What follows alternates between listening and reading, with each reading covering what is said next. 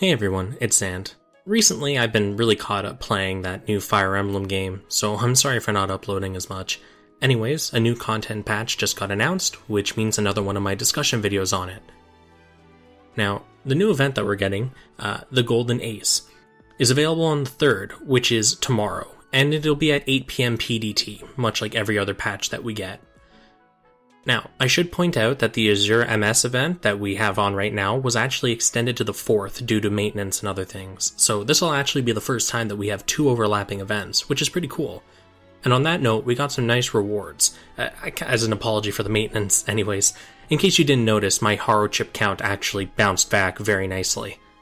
Now onto the meat and potatoes, the actual event. This brings 2 new machines to the game, Shenlong Gundam and Gundam Deathscythe. Now, Deathscythe is one of the very few Gundams where it's a prefix instead of a suffix. It's a neat little trivia bit. The event welfare this time is Hyaku Shiki, Golden Boy himself. We'll also get 2 new pilots, Kira Yamato and Flit Asuno. As per what I normally do, let's talk about the machines first. Now, Shenlong comes into Gunpla warfare as a 4-star machine, rolling in from Gundam Wing, and canonically piloted by Chang Wufei and built by Master O. It was designed to be a melee machine first and foremost, so don't expect a lot of ranged weapons here. It does have a limited arsenal of fancy things, not too surprising from Gundam Wing due to its age. We have a Vulcan gun. Now I've covered this a dozen times at this point, I'm not going to do it again. A beam glaive, a javelin-styled beam weapon. A Dragon Fang. This is the defining piece of the machine, actually. It's the arm-mounted claw weapon. It'll extend out to look like a dragon's mouth, and it has built-in flamethrowers. It has the Shenlong shield. It's an anti-beam shield that's compacted down to a much smaller size, so it's not in the way during melee. It can also be thrown. You have a beam saber, and it also makes use of appropriated parts. It has a Dober gun that was stolen from a Tall Geese, and a beam cannon from a Taurus. Now, there are a couple auxiliary systems built into the Shenlong. First is the self-destruct. You get what's on the tin. The second is Fighting Sight. That's mounted onto the shoulders and the chest, and it automatically detects weak points of the target. Nothing terribly fancy except the auxiliary sights, but yeah, that sums up the Shenlong. Now onto the Deathscythe, which also comes from Gundam Wing, and is also a 4-star in Gunpla warfare. Canonically piloted by Duo Maxwell and built by Professor G, it comes with a Vulcan gun, again, see above, a machine cannon. It's a shoulder-mounted shell-based weapon, more for lightly armored foes. It has a beam scythe, which was the namesake of this machine. It's exactly what you'd expect. It's a scythe, but instead of a blade, it's a beam. The beam is apparently unique though. It can disintegrate things without even touching them directly, and it's also able to operate underwater. For Gundam Wing, that's pretty unique. It has a Buster shield, which it's an anti-beam shield, and it has a couple of blades on the bottom, but there's a beam blade built into it. When the blades on the bottom separate, it'll come out. It has a thruster on it as well, so you can use it like a projectile. Now onto the auxiliary stuff.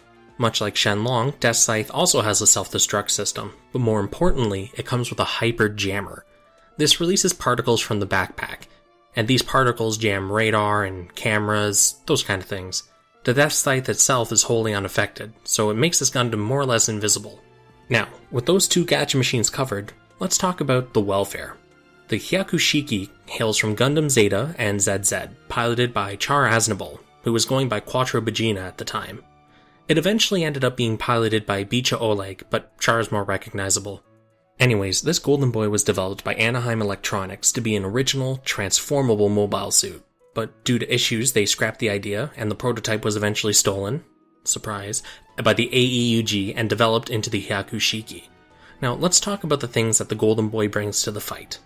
It has a Vulcan gun, a beam saber, an anti-beam shield, and this is pretty normal stuff so far, and then it comes with a clay bazooka. It's an oddly named rocket launcher, but it's designed to primarily fire adhesive rounds. It's more for immobilization than destruction. The payload can obviously be changed around though. And it also has a Mega Bazooka launcher. I really wonder if designers at this point just kind of slap words together and see what sticks. This sounds like a rocket launcher, but it's actually a large-scale particle beam cannon, with strength exceeding that of a warship's mounted weaponry. Kinda nuts. Now, based on the notification the game gave us, it seems we're only going to be getting the clay bazooka, not the particle weapon.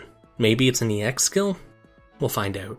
Now the golden color of the Hyaku Shiki is the beam-resistant coating that covers it, and I wonder if that means that the welfare will have traits or EX skills to reflect that, or if it'll just be a beam-resistant focus machine. Alright, well that's that mecha covered, now we're going to talk about the pilots. Flit Asuno joining us as a 3-star from Gundam Age. It's kind of weird actually when you think about it, he was the main protagonist.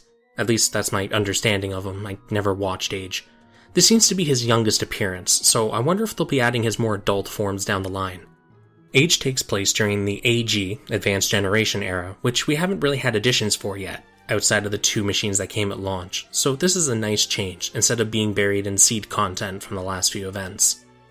Not much to say about Flit as a whole. His girlfriend died during combat, which tilted him pretty badly, and it turned him into a war-obsessed maniac whose sole purpose in life was to kill the Vagan forces.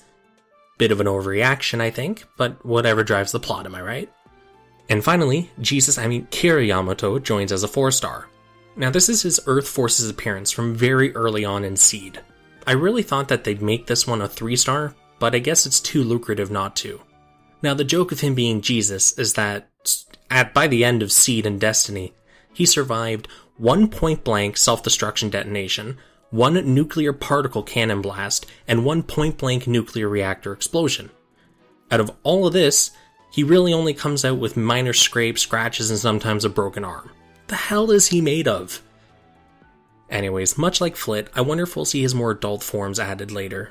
Personally, I'd love to see the Zaft Commander outfit that showed up for like 5 seconds at the end of the Destiny Special Edition. It looked really snazzy. Anyways, with that, I've covered all the stuff that the update's going to be bringing us. I'll be posting another video tomorrow-ish with my first impressions like I normally do. So, peace out until then.